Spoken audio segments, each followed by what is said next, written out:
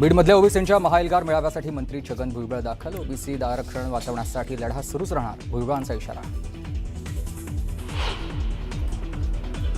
बीडमधला ओबीसींचा मेळावा म्हणजेच मराठा कुणबी वाद पेटवण्याचा प्रयत्न आहे. भुजबळ ओबीसी समाजाचा वापर करतायत, आमच्या नादी लागू नका, जरांगेंचा इशारा.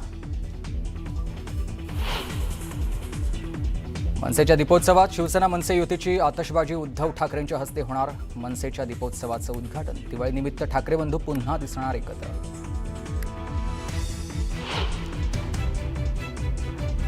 सरकारकडून शेतकऱ्यांची फसवणूक सुरू. शेतकऱ्यांना न्याय मिळवून दिल्याशिवाय राहणार नाही. तर दिवाळीनंतर उद्धव ठाकरे मराठवाड्याच्या दौऱ्यावर.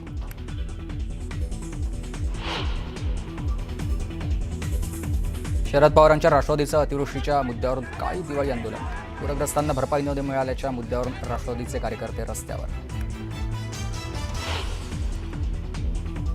मी साताऱ्यातील दरेगावात आलो की अनेकांची पोटदुखी सुरू होते, मात्र त्यांच्यासाठी बाळासाहेब ठाकरे मोफत दवाखाना सुरू केला आहे. उपमुख्यमंत्री एकनाथ शिंदेंची विरोधकांवर सडकून टीका. कोल्हापुरात महिला सुधारगृहातील 6 नृत्यांगनांचा सामूहिक आत्महत्येचा प्रयत्न. सर्व महिलांना कोल्हापुरातील सीपीआर रुग्णालयात केले दाखल. गोकुळची शेतकऱ्यांना दिवाळीची भेट. दूध खरेदीच्या दरात 1 रुपयांची वाढ.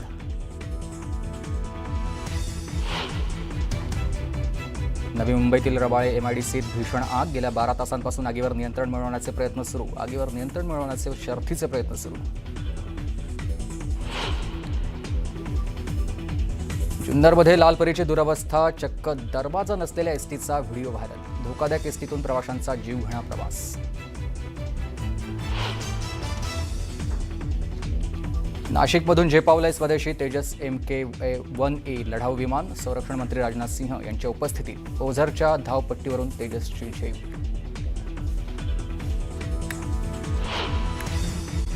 बीडमध्ये आज ओबीसी महाएल्गार मेळाव्याचं आयोजन करण्यात आलंय. मराठा समाजासाठीचा 2 सप्टेंबरचा शासन निर्णय रद्द करण्याच्या मागणीसाठी या मेळाव्याचं आयोजन करण्यात आलं. मंत्री छगन भुजबळ आणि धनंजय मुंडे देखील या मेळाव्यामध्ये सहभागी होणार आहेत.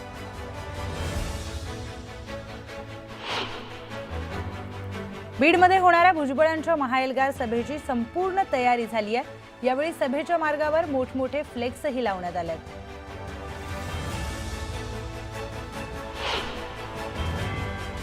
बीडमध्ये 1994च्या ओबीसी आरक्षणाच्या GRची होळी करण्यात आली. मराठा आंदोलक गंगाधर काळकुटे यांच्यासह कार्यकर्त्यांनी GRचं दहन केलं.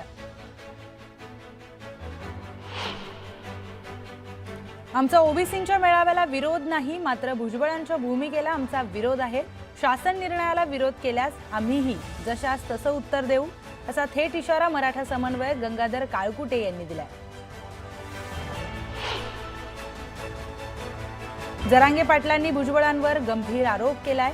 फडणवीसांच्या लक्षात यायला हवं, हा मोठा गेम असू शकतो. फडणवीसांना डॅमेज करण्याचा हा प्रयत्न आहे, असा गंभीर आरोप देखील त्यांनी केलाय. सरकारमध्ये असणारी लोकच मोर्चा काढणार, असा टोला देखील त्यांनी लगावला. जरांगे पाटलांनी भुजबळांवर हल्लाबोल केलाय. मराठा ओबीसी वाद भुजबळांनी सुरू केलाय आणि त्यांना हे भोगावं लागणार. त्यांनी कुणाच्याही नादी लागावं, मात्र आमच्या नादी लागू नये. त्यांनी जेलमध्ये न जाण्यासाठी ओबीसींचा फायदा घेतला, मात्र ते पुन्हा जेलमध्ये जाणार, असा हल्लाबोल जरांगेंनी केलाय.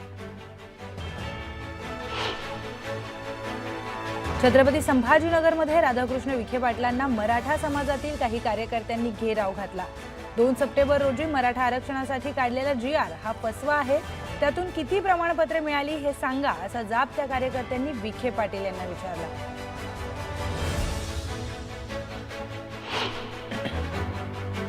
मंत्री विखे पाटील यांना भेटण्यासाठी मराठा संघटना आल्याने पोलिसांकडून बंदोबस्त तैनात करण्यात आलाय. पूर्ण चौकशी केल्यानंतर कार्यकर्त्यांना हॉटेलमध्ये प्रवेश देण्यात आला.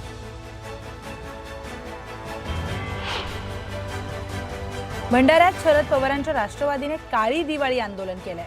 शेतकरी हिताच्या अनेक योजना बंद केल्याचा आरोप यावेळी आंदोलकांनी केलाय. तातडीने शेतकऱ्यांना मदत देण्याची मागणी करण्यात आली आहे.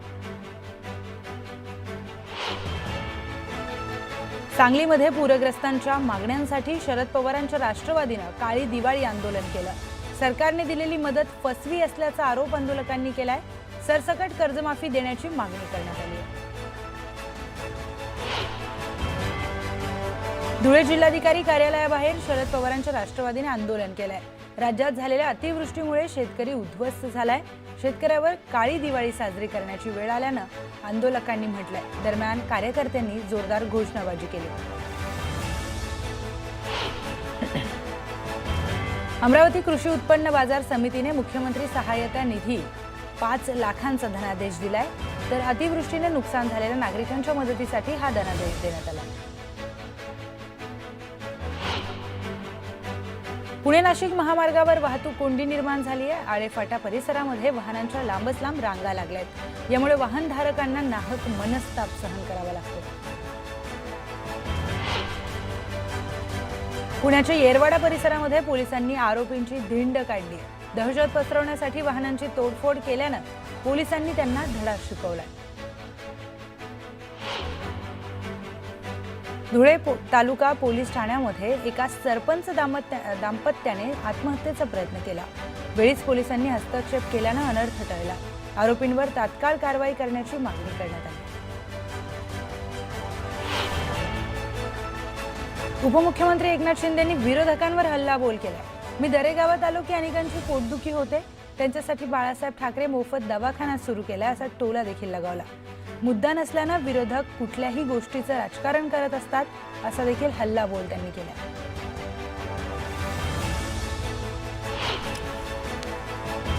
सरकारकडून शेतकऱ्यांची फसवणूक सुरू असून शेतकऱ्यांना न्याय मिळवून दिल्याशिवाय राहणार नाही असं उद्धव ठाकरे म्हणाले। शेतकऱ्यांच्या विश्वासाला तडा जाऊ देणार नाही, दिवाळीनंतर मराठवाड्याचा दौरा करणार असं देखील उद्धव ठाकरे यांनी सांगितलं।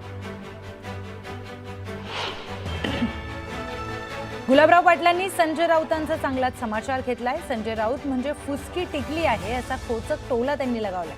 आमचे सर्वच उमेदवार तयार आहेत, मात्र त्यातील काही वाजणार की नाही याची शंका आहे, म्हणून जास्तीत जास्त बारूद भरणार आणि विरोधकांवर बॉम्ब टाकणार असा हल्लाबोलही त्यांनी केलाय। काँग्रेसचे माजी आमदार मुझफ्फर हुसेन यांनी भाजपच्या माजी महापौर डिंपल मेहता यांच्यावर डबल वोटिंग केल्याचा आरोप केलाय। या आरोपाला भाजपचे आमदार नरेंद्र मेहता यांनी उत्तर दिलंय। डबल वोटिंग झालं असेल तर पुरावा द्या असं मेहता म्हणाले। मतदार याद्यांमध्ये अनेक मृतांची नावं आहेत, तर अनेक नावे डबल आली आहेत असा आरोप खासदार अमर काळे यांनी केला। यादीतील घोळ दुरुस्त करा आणि त्यानंतरच निवडणुका घ्या असं अमर काळे म्हणाले। दिवाळीला केवळ 2 दिवस उरले असताना अजूनही शेतकऱ्यांच्या खात्यात पैसे आले नसल्याने शेतकऱ्यांनी दिवाळी करायची की नाही असा संतप्त सवाल म्हाड्याचे शरद पवार गटाचे आमदार अभिजित पाटील यांनी विचारला। पूरग्रस्त शेतकऱ्यांसाठी सरकारची 32,000 कोटींची घोषणा हवेतच आहे का असा सवाल देखील आमदार अभिजित पाटील यांनी उपस्थित केला। सांगलीच्या टाकळी येथील धक्कादायक प्रकार समोर आलाय। भर रस्त्यात चांदणीच्या आकाराची आकृती काढत त्यामध्ये लिंबू कुंकू टाकत लिंबाला टाचण्या टोचून भर रस्त्यात टाकण्यात आलाय। यावेळी गावातील एका तरुणानं ते लिंबू कापून त्याचं सरबत बनवलं आणि हा अंधश्रद्धेचा प्रकार मोडून काढला। शेतकऱ्यांच्या फसवणुकीचा निषेध व्यक्त करण्यासाठी पुण्यात काळी दिवाळी आंदोलन करण्यात आलं।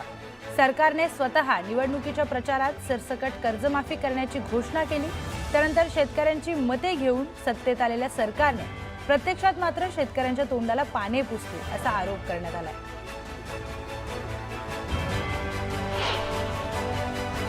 पुण्यात जैन समाजाचा मोर्चा जिल्हाधिकारी कार्यालयावर धडकलाय। पुण्यातील मॉडेल कॉलनीमधील जैन बोर्डिंग हॉस्टेलची जागा बेकायदेशीरपणे विकल्याप्रकरणी जैन समाजानं आंदोलन केलंय।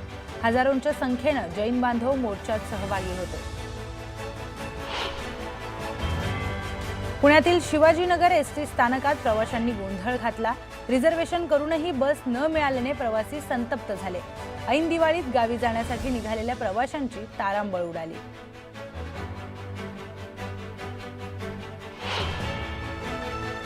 चंद्रपूर जिल्ह्यातील गडचांदूर शहरातील मतदार यादीमध्ये तब्बल 1906 जणांची नावं ही दोनदा आढळली आहेत। ही प्रारूप यादी 8 ऑक्टोबरला प्रकाशित करण्यात आली होती।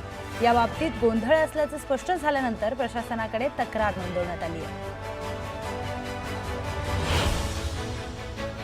कोल्हापूरच्या स्वागत कमानीचा धोकादायक भाग उतरवण्यात आला असून कमान 2 दिवसात उतरणार आहे।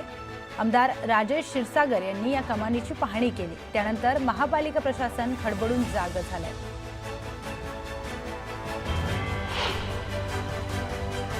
कोपरीमधील दौलतनगर या ठिकाणी एकूण 14 इमारती अति धोकादायक म्हणून घोषित करण्यात आल्या आहेत। त्यानुसार या इमारतींमध्ये राहणाऱ्या नागरिकांना पालिकेने नोटीस बजावली आहे। नोटीस बजावत त्यांना घर खाली करण्याचे आदेश दिलेत। या नोटीसला समर्थन करणाऱ्या नागरिकांनी फटाके फोडत जल्लोष साजरा केला।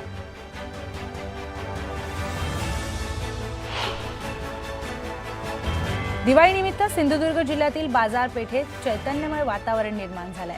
विविध रंगांचे कंदील, पणत्या, रंगीबिरंगी तोरण, इलेक्ट्रिक तोरण या वस्तू बाजारामध्ये विक्रीसाठी उपलब्ध झाल्यात।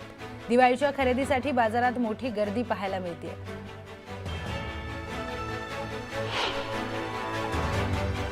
पुण्यामध्ये दिवाळीनिमित्त राजकीय नेत्यांच्या वाडेश्वर कट्ट्याचं आयोजन करण्यात आलंय। सर्वपक्षीय नेत्यांनी एकमेकांना लाडू भरवत एकत्र येत आनंद साजरा केला।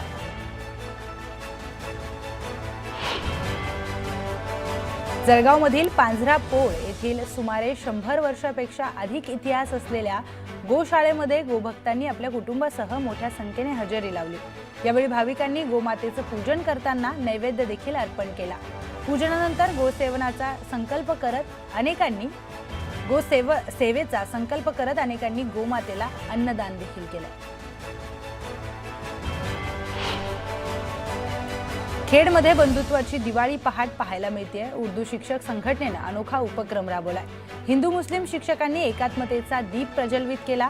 दिवाळी पहाट निमित्त अभंग, देवगाणी आणि एकात्मतेचा जयघोष करत सलोख्याचा संदेश देण्यात आला।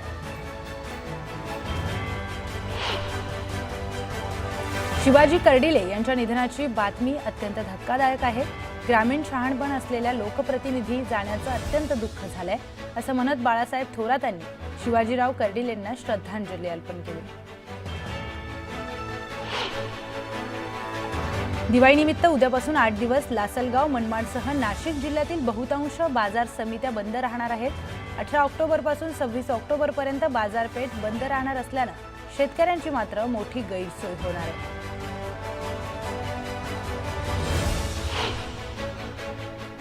पिंपरी चिंचवड पालिकेच्या सर्व कार्यालयात अधिकारी आणि कर्मचाऱ्यांना ओळखपत्र बंधनकारक करण्यात आलंय। विना ओळखपत्र कर्मचारी आणि अधिकारी आढळल्यास त्याच्यावर शिस्तभंगाची कारवाई केली जाणार आहे। वीज महावितरण कंपनीनं मनमाडमधील नागरिकांसह व्यापाऱ्यांना शॉक दिलाय। ऐन सणासुदीच्या काळात तासनतास वीज पुरवठा खंडित असल्यानं बाजारपेठेत अंधाराचं साम्राज्य पसरलंय। त्यामुळे व्यापाऱ्यांसह दुकानदार संतप्त झालेत। जळगाव जिल्ह्यातील शेतकऱ्यांसाठी आनंदाची बातमी आहे। महाडीबीटी पोर्टलद्वारे जिल्ह्यातील 98,000 शेतकऱ्यांची निवड झाली आहे। त्यातील 26,000 लाभार्थ्यांच्या दाराशी ट्रॅक्टर येणार आहे।